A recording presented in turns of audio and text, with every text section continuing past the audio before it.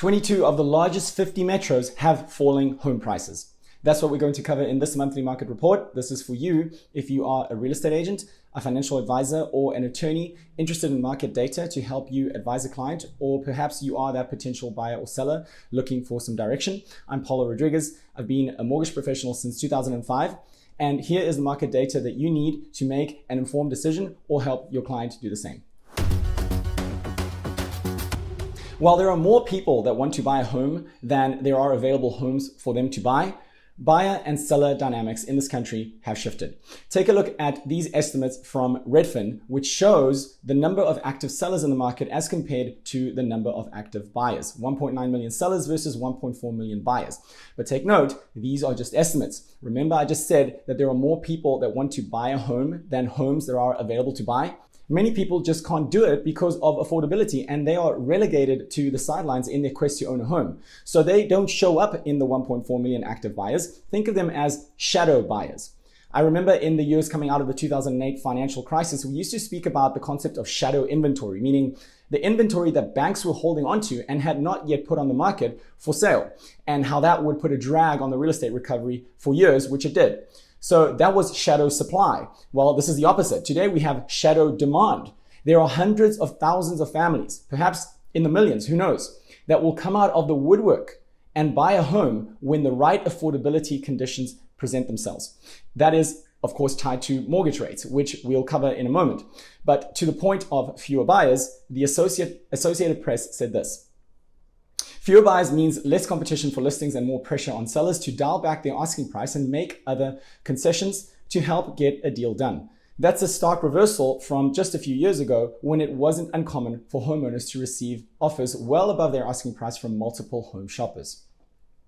We are in a market at present where some markets are flat, some markets are still hot, and some markets are seeing inventory rise and sellers having to make concessions. The bottom line is price is going to be different in just about every market. A couple of years ago, everything was up and growing. But today, 22 of the largest metro areas right now have falling home prices, which you can see here in the slide, led by Tampa, Florida, and Austin, Texas. And this is for May 2024 through 2025, a little over 5% decrease for those cities. Now, what you have to remember is that both of those markets saw extreme appreciation over the last 5 years. So if a market has risen by 50 or 60% and comes down 5%, you're still in a very strong position. Note that on the other side of the spectrum, we have many northern cities which are still appreciating. They're led by Cleveland, Ohio, up almost 5%. So it's a different story depending on what part of the country you're in. Those numbers will shift over time, and I think supply and certainly the velocity of sales will be determined by what's ahead for mortgage rates. So let's talk a little bit about what's ahead for the second half of 2025. I think that's something that people are curious about as we stand here in August or July when I'm recording this, and start to look at what's ahead for the remainder of this year in a market that has been largely slower than I think a lot of us would want. I think we'll be looking at price growth that is sort of in the Goldilocks zone, not too hot, not too cold, maybe 1 to 2% price growth. If you look at 2025 outlook for these 8 forecasters that have updated their forecasts, the average is 1.9%, with Redfin and Zillow being the dissenters there, while the others somewhere between 2 and 3%. Now, let's look at where these same forecasters started versus where they are today. And as you can see, they're getting a little bit less optimistic, at least most of them, but some are not. For example, Fannie Mae started out at 3.6% and they've risen to 4.1%. Cotality and the National Association of Realtors are also up, but the rest have revised downward. And a lot of these changes are due to rising mortgage rates. They were forecasted to be dropping by now, but they haven't dropped to the levels once thought. And where they go from here will be determined by the market's reaction of incoming economic data. We don't have a crystal ball on that, but I think we will see a little bit of relief on that. And to that point, Morgan Stanley said this: looking ahead through the rest of this year and into 2026, we don't expect mortgage rates to come down much, at least not through the third quarter of 2025. So affordability will remain pressured. So in other words, rates will come down, but unlikely to be anything meaningful this year.